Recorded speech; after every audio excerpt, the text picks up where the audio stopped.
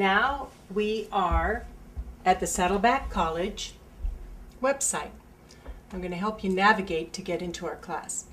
So you go up here to this taskbar to quick links. There's a drop-down menu and you'll hit Blackboard. Then you're going to have to put in your logger name, which is usually your first initial, last name, followed by a digit.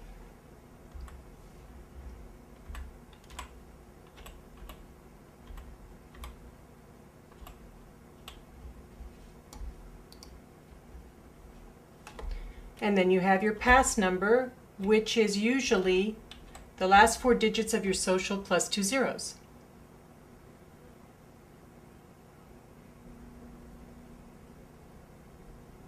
Then you're going to scroll down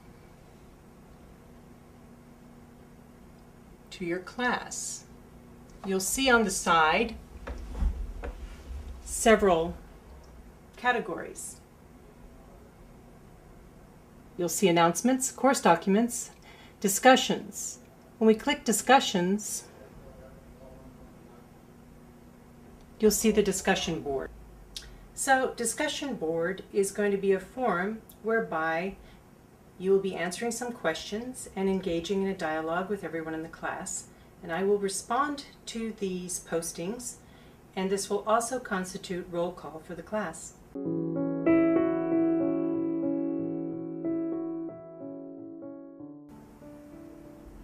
Now I'm going to pan over. You see the film list. The film list will give you an enumeration of all the feature films that we're going to view. On the side menu, you may also see film links. When you open that up, you'll get links to the movies that you are required to see every week. If the link doesn't work when you click it, copy and paste the URL of the link into another window, and then you should be able to open the film. Textbook syllabus and weekly assignments, as you can see there, is also something you should check out. Essay requirements, chapter review, exams, and the CTVR program gives you information about our certificate program. So hopefully this was helpful to you today, and I look forward to communicating with all of you very soon. The following are some highlights that discuss filmmaking and how Hollywood looks at culture.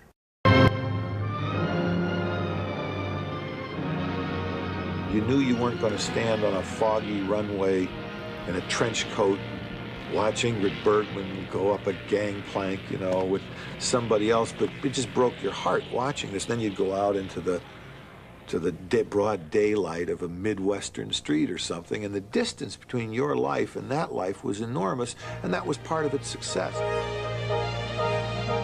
The success of motion pictures turned America into a nation of moviegoers.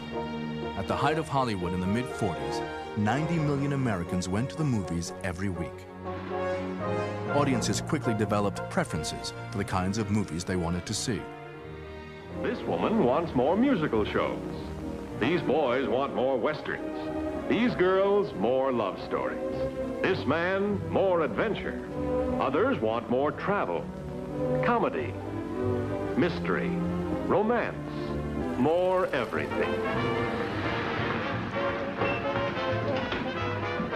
It had to be you. It had to be you.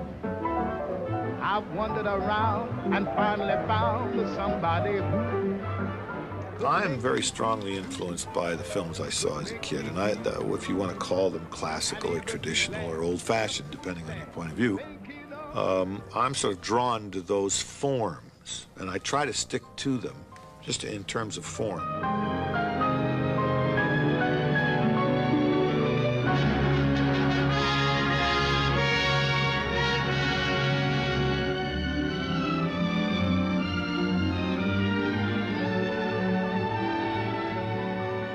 When I grew up, love stories were dependent upon obstacles.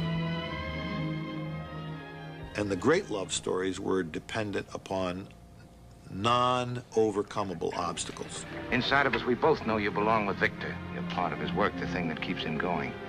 If that plane leaves the ground and you're not with him, you'll regret it. Maybe not today, maybe not tomorrow, but soon and for the rest of your life. But what about us? We'll always have Paris. We didn't have. We lost it until you came to Casablanca. We got it back last night. I don't remember a great love story in which the two people got together. The love stories I always remember were always tragic love stories. No. He's looking at you, kid.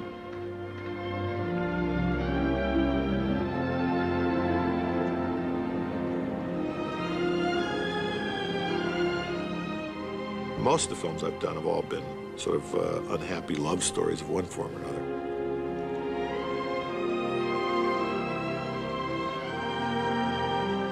There is a kind of satisfying sadness that is every bit as pleasurable to feel as the sort of humorous, giddy laughter that happens with a comedy or a happy ending film.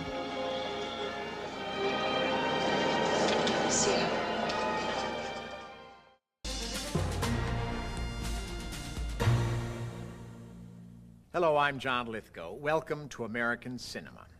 At the edge of Hollywood and beyond, new filmmakers are making some of the most interesting films in America today, films that have made Hollywood stand up and watch. These filmmakers work against great odds on shoestring budgets. If they succeed, they can get a chance to make Hollywood pictures, like Quentin Tarantino and Pulp Fiction. But going Hollywood has its price, one that some of these filmmakers won't pay. In this program, narrated by Frances McDormand, we will look at some visions from the edge.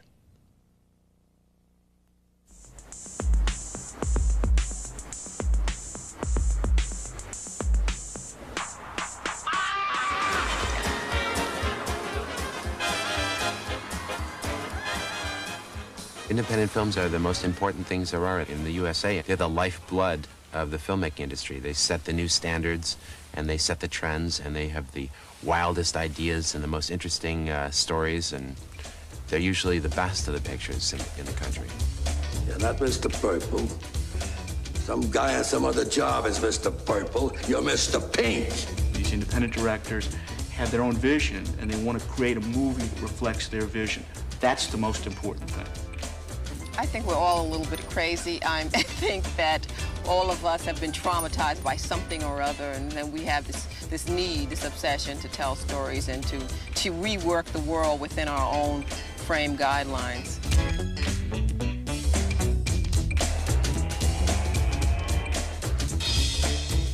There are certain independent filmmakers who are independent because they cannot make the movies they want to make within the studio system.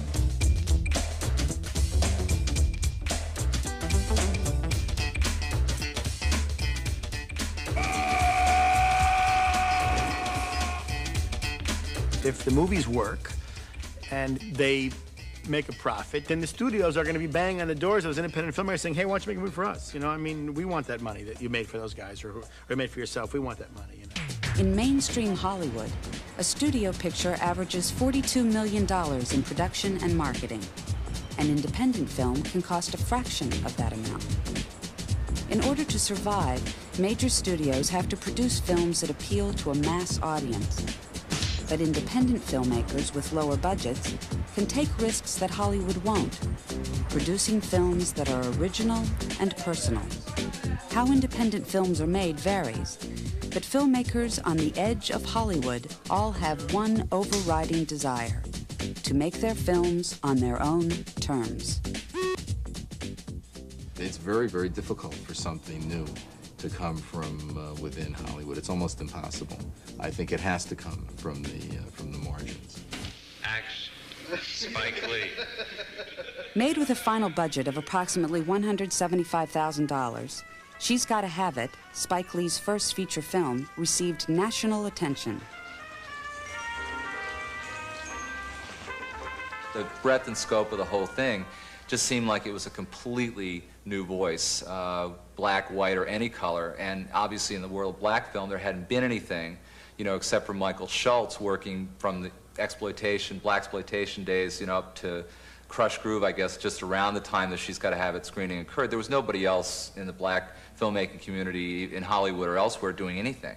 So he, you know, it was just, he basically had the field entirely to himself. He invented a field that had, like, disappeared. He reinvented it. Black Americans have been waiting for a film like this a long time. They never saw black people kissing on the screen or making love. Even the big black stars, Eddie Murphy, Richard Pryor, they don't have none of that stuff in their films. It seems that men are taught not to be in touch with themselves, with their true feelings, but the things that they do say, weak. You so fine, baby. I drank a tub of your bath water. I just want to rock your world. Baby, it's got to be you and me. Please, baby, please, baby, please, baby, baby, baby, please. His second film, School Days, an ambitious musical about class and social distinction within the African-American community, garnered his first studio deal with Columbia Pictures. Spike Lee followed School Days with Do the Right Thing, Mo Better Blues, and Jungle Fever. Although his budgets escalated, Lee continued to explore the cultural and socio-political diversity of African Americans.